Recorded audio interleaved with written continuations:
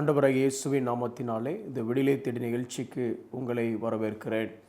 5 சாராம்சங்களை கொண்ட சுவிசேஷத்தை குறித்து நாம் தியானித்து கொண்டிருக்கிறோம். இதில் இயேசுவினுடைய மரணத்தை குறித்து நாம் தியானித்தோம். அதன் பின்பதாக இயேசு நமக்காக பரிகாரம் ஆனார், ரான்சம் அப்படிங்கிற காரியத்தை குறித்து நாம் தியானித்து கொண்டிருக்கிறோம். ஒரு சில வசனங்களை உங்களுக்கு வாசித்து அதை மீண்டும் நினைவுபடுத்த விரும்புகிறேன். இயேசு தன்னுடைய மரணத்தை குறித்து சீஷர்களுக்கு சொல்லும் பொழுது மத்தேயு 16:21 தம்முடைய சீஷர்களுக்கு அவர் மரணத்தை குறித்து சொல்ல தொடங்கினார் என்று வேதம் சொல்லுகிறது. 17வது அதிகாரம் 23வது வசனத்தை பார்க்கும் பொழுது அவர்கள் அவரை கொலை செய்வார்கள், ஆகிலும் 3ஆம் நாளிலே உயிர் தெழுந்திருப்பார் என்றார். அவருடைய மரணத்தை பற்றியும் அவருடைய உயிர்த்தெழுதலை பற்றி மீண்டும் ஒரு முறை அவர் சொல்லுகிறதை பார்க்கிறோம். ஆனால் மத்தேயு 20வது அதிகாரம் 28வது வசனத்தை பார்க்கும் பொழுது ஏன் மரிக்கிறார் என்பதை அங்கு அவர் தெளிவாக சொல்வதை நாம் பார்க்கலாம். எப்படி இருக்குது? அநேகரை மீட்கும் பொருளாக தம்முடைய ஜீவனை கொடுக்கவும். அந்த ரான்சம், மீட்கும் பொருள், மார்க்கு 10வது அதிகாரம் 45வது வசனத்தில் அநேகரை மீட்கும் பொருளாகவும் அப்படிங்கிற காரியத்தை திருப்பி நம்ம பார்க்கலாம். இதை பவுல் தீமோத்திக்கு எழுதும்போது 1 தீமோத்தி 2வது அதிகாரம் 6வது வசனத்தில் எல்லாரையும் மீட்கும் பொருளாக தம்மை ஒப்பு கொடுத்த அப்படின்னு சொல்லப்பட்டிருக்கு. இந்த மீட்கும் பொருள் அப்படிங்கிற காரியத்தை குறித்து தான் நம்ம கடந்த சில நாட்களாக யாத்ராகமத்திலிருந்து லேவியராகமத்திலிருந்து நம்ம தியானித்தோம். இன்றைக்கு ஒரு சில காரியத்தை எண்ணாகமத்திலிருந்து தியானிக்க போகிறோம். யாத்ராகமம் பார்த்தோம், லேவியராகமம் பார்த்தோம், இப்போ எண்ணாகமத்தை இப்படியாக பிரிக்கலாம். 1 முதல் 10 அதிகாரங்கள் வரைக்கும் நீங்கள் படித்து பார்த்தீங்க அப்படின்னா அதனுடைய ஃப்ளோ, அதனுடைய போக்கு வேறு மாதிரி இருக்கும். ஒரு நார்மலான ஒரு ட்ராவல், ஒரு ஜேர்னியில் அவங்க இருக்கிறத பார்க்கலாம். ஆனால் 11வது அதிகாரத்திலிருந்து பார்க்கும் பொழுது அதில் கொஞ்சம் ஒரு மேஜர் சேஞ்ச் எப்படி நடக்குது? 11வது அதிகாரத்தில் இஸ்ரவேல் ஜனங்கள் எல்லாமே முறுமுறுக்க ஆரம்பிக்கிறத பார்க்கலாம். எக்ஸ்பிளிசிட்டாக அவங்க முறுமுறுக்கிறத ஆரம்பிக்கலாம். 11வது அதிகாரம் 1 முதல் 2 வசனத்தில், 14வது அதிகாரம் 27 முதல் பார்த்தீங்கன்னா, இன்னும் 16வது அதிகாரம் 17வது அதிகாரம் 5வது வசனம், இப்படி பல இடத்துல இஸ்ரவேல் ஜனங்கள் முறுமுறுக்கிறத பார்க்குறோம். எக்ஸ்பிளிசிட்டாக அவங்க முறுமுறுக்கிறாங்க தேவனுக்கு விரோதமாக. அதுக்கு அடுத்து பார்த்தீங்கன்னா மீறுதல் செய்ய ஆரம்பிக்கிறாங்க. 14வது அதிகாரம் 9வது வசனம், 17:10 இதெல்லாம் மீறுதல் செய்ய ஆரம்பிக்கிறாங்க. அல்டிமேட்டாக பார்த்தீங்க அப்படின்னா மோசேயும் ஆரோனுமே ஆண்டவர் பேச்சுக்கு கேட்காம சில மீறுதலான காரியத்தை செய்கிறத பார்க்கலாம். நான் என்னாகமம் 20வது அதிகாரம் 10வது வசனம் 24வது வசனங்களில் இப்படி ஏறக்குறைய இது வரைக்கும் ஏற்கனவே தப்பு பண்ணி பயணம் கொஞ்சம் ட்ராக் ஆகிட்டுருக்கு. ஆனால் இந்த எண்ணாகமத்தில் 11வது அதிகாரத்திலிருந்து பார்த்தா இவங்களுடைய மீறுதல் கொஞ்சம் அதிகரித்து கொண்டே போகிறதும், அதே நேரம் இவர்களுடைய கீழ்ப்படியாமையினால் தேவனுடைய கோபம் வெளிப்படுகிறத நீ எக்ஸ்பிளிசிட்டாக பார்க்க முடியும். ஃபார் எக்ஸாம்பிள் எண்ணாகமம் 11வது அதிகாரத்தில், 12வது அதிகாரத்தில், 14, 25 எல்லா அதிகாரத்திலையும் ஆண்டவருடைய கோபத்துக்கு இவங்க ஆளாகிறாங்க. அது மாத்திரமல்ல, இதுக்கு முன்னே இஸ்ரவேல் ஜனங்களை காப்பாற்றுவதற்காக எகிப்தியர் மேலே தான் வாதை வந்தது.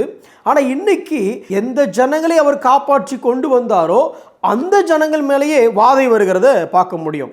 14, 16, 25, 25 அதிகாரம் எல்லா வசனத்தையும் பார்க்கலாம். அப்படியே பார்த்தீங்கன்னா இந்த வாதை வந்துக்கிட்டே இருக்கிறத பார்க்கலாம். என்ன சொல்ல வரேன்? இது வரைக்கும் நல்லா போயிட்டு இருந்துச்சு. இப்போ திடீர்னு பார்த்தா சாவு விழுந்துக்கிட்டே இருக்குது, அதாவது மரணம் விழுந்துக்கிட்டே இருக்குது.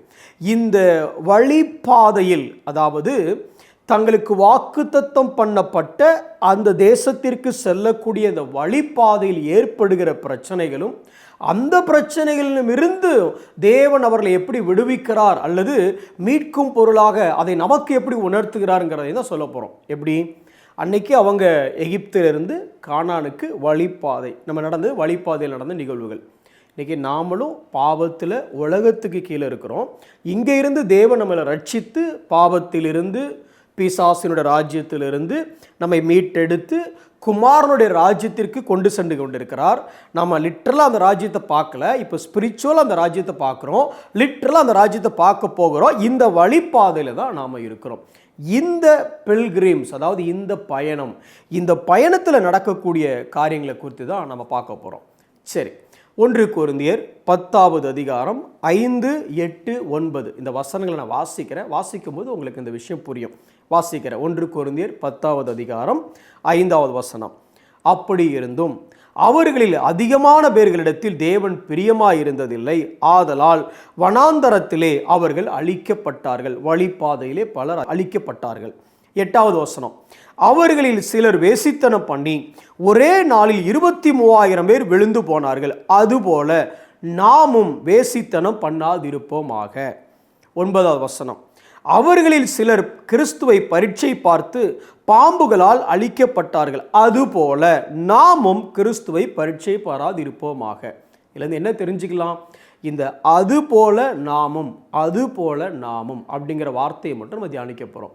அவர்களை போல வேசித்தனம் அப்படின்னா அவங்க பண்ணின வேசித்தனத்தை லிட்டரலாக எங்கள் மீன் பண்ணலை, நம்ம அதை குறித்து தியானிக்க போகிறதில்ல. அதே நேரம் அதுபோல் அப்படின்னா அவங்க பரீட்சை பார்த்தது போல் நம்ம பரீட்சை பார்க்குறோமா அப்படிங்கிறது இல்லை. ஆனால் ஏதோ ஒரு காரியத்தை தேவன் நமக்கு சொல்ல வருகிறார். அவர்கள் வாழ்க்கையிலிருந்து நமக்கு ஒரு பாடத்தை இங்கே கற்பிக்க விரும்புகிறார். அந்த பாடத்தை மட்டும் மேலோட்டமாக நான் சொல்ல விரும்புகிறேன். மொத்த உலக ஜனத்திலிருந்து இந்த இஸ்ரவேல் ஜனங்கள் தேர்ந்தெடுக்கப்பட்டவர்கள். யாரு? ஆபிரகாமின் சந்ததியாக தேர்ந்தெடுக்கப்பட்டவர்கள். அவர்கள் பிரித்தெடுக்கப்பட்டவர்கள். தேவன் தேர்ந்தெடுத்தார், தேவன் பிரித்தெடுத்தார், தேவன் அவர்களை எகிப்திலிருந்து வெளியில கொண்டு வந்துட்டார். இன்னும் அவர் வாக்கு பண்ணின இடத்தை நோக்கி அவங்களை கூட்டு கொண்டு போய் கொண்டு இருக்கும் பொழுது இவ்வளோ பிரச்சனை நடக்குது. இது அப்படியே நம்ம வாழ்க்கையோட ஒப்பிட்டு பாருங்களேன். நம்மையும் தேவன் உலக தோற்றத்திற்கு முன்பதாகவே தேர்ந்தெடுத்தார். இன்னும் சொல்லப்போனால் இயேசு கிறிஸ்துவினுடைய மீட்பின் மூலமாக நம்மை பிரித்தெடுத்தார். பிரித்து எடுத்ததோட நம்ம வாழ்க்கை இங்கே முடியலை. இன்றைக்கி ரட்சிக்கப்பட்டு நாளைக்கே நம்ம சாக போகிறதில்ல, அல்லது இன்றைக்கி ரட்சிக்கப்பட்டவுடனே எல்லாமே முடிய போகிறதில்ல. இந்த ரட்சிப்பை பெற்ற பின்பு நமக்கென்று ஒரு பிரயாணம் இருக்கிறது, ஒரு மோட்ச பிரயாணம் என்று சொல்லலாம். இந்த உலகத்தில் ஒரு பில்கிரிம்ஸ், ஒரு பயணத்தில் நம்ம போயிட்டுருக்கிறோம். இந்த பயணத்தில் நம்மளுடைய வாழ்க்கை எப்படி இருக்குது என்பது ரொம்ப முக்கியம். அதை தானே சொல்ல வரேன். இன்னைக்கு கிறிஸ்தவ உலகத்தில் ரட்சிக்கப்பட்டியா, ரைட், முடிஞ்சது, எப்படினாலும் நீ வாழலாம் அப்படின்னு நம்ம சொல்கிறோம்.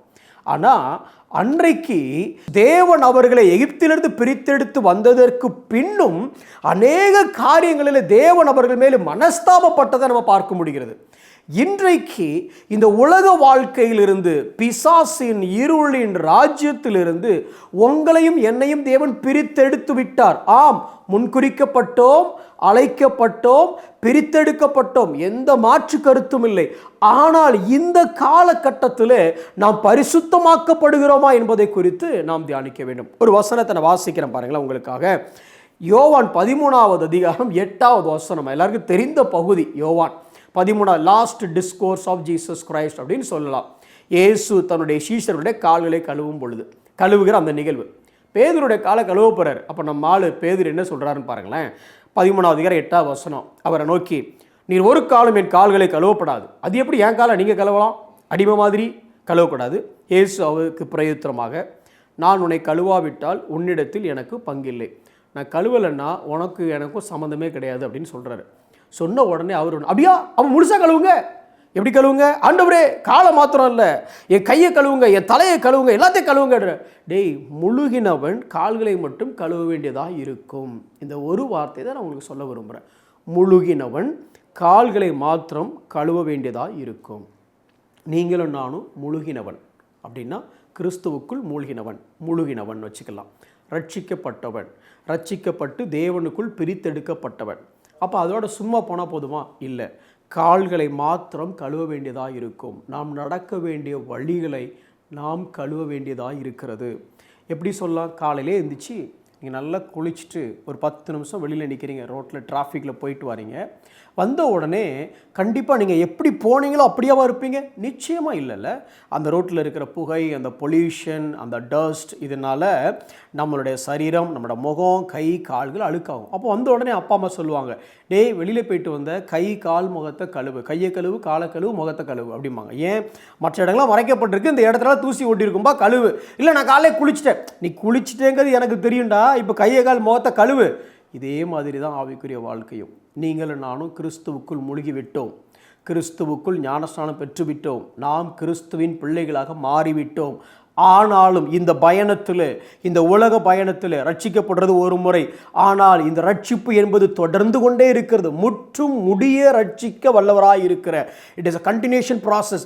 ரட்சிக்கப்பட்டுட்டோம், ஆனால் சாங்டிஃபிகேஷன் நம்ம வாழ்க்கையில் இருக்குதா? தினம் தினம் ஆண்டவருடைய வசனத்தின்படி என் கால்கள் கழுவப்படுகிறதா? அவருடைய உபதேசத்தின்படி, அவருடைய வார்த்தையின்படி என் கால்கள், என்னுடைய நடைகள், என்னுடைய வழிகள், என்னுடைய எண்ணங்கள் சுத்தப்படுத்தப்படுகிறதா என்பதை நாம் யோசித்து பார்க்க வேண்டும். இஸ்ரவேல் ஜனங்கள் பிரித்தெடுக்கப்பட்டார்கள். ஆம், தேர்ந்தெடுக்கப்பட்டார்கள், பிரித்தெடுக்கப்பட்டார்கள், தேவனால் அழைத்து கொண்டு வரப்பட்டார்கள். ஆனாலும் அந்த பாதையிலே அவர்கள் சுத்தம் இல்லாமல் இருந்ததை நாம் பார்க்கிறோம். இன்னைக்கு நீங்களும் நானும் பிரித்தெடுக்கப்பட்டோம், தேவனை நோக்கி அந்த மோட்ச பிரயாணத்திலே நடந்து கொண்டிருக்கிறோம். நம்மை அனுதினமும் அவருடைய வார்த்தையினால் சுத்தமாக்குவோம். கண்களை மூடி நாம் ஜெபிப்போம். அன்புள்ள ஆண்டவரே, உம்மை நன்றியோடு ஸ்தோத்திரிக்கிறோம். ஆண்டவரே, எங்களை முன்குறித்தீர், எங்களை அழைத்தீர், எங்களை நீதிமான்கள் ஆக்கினீர். ஆண்டவரே, எங்களை மகிமைப்படுத்துகிறீர். அதே நேரம் இந்த வாழ்க்கையிலே அனுதினமும் எங்கள் வாழ்க்கையில் ஆண்டவரே உம்முடைய வார்த்தையை கொண்டு எங்கள் வழிகளையும் எங்களுடைய வாழ்க்கையும் பரிசுத்தப்படுத்த, பரிசுத்தமாகுதல் அது பலன். ஆண்டவரே, அந்த பலனை, அந்த ரிவார்டை நாங்கள் அனுபவிக்க நீங்கள் கிருபை செய்யும். எங்களை பரிசுத்தப்படுத்தும், எங்களை பக்குவப்படுத்தும், எங்களை பண்படுத்தும், எங்களை பாதுகாத்து கொள்ளும். இயேசுவின் நாமத்தில் ஜெபிக்கிறோம் நல்ல பிதாவே, ஆமென்.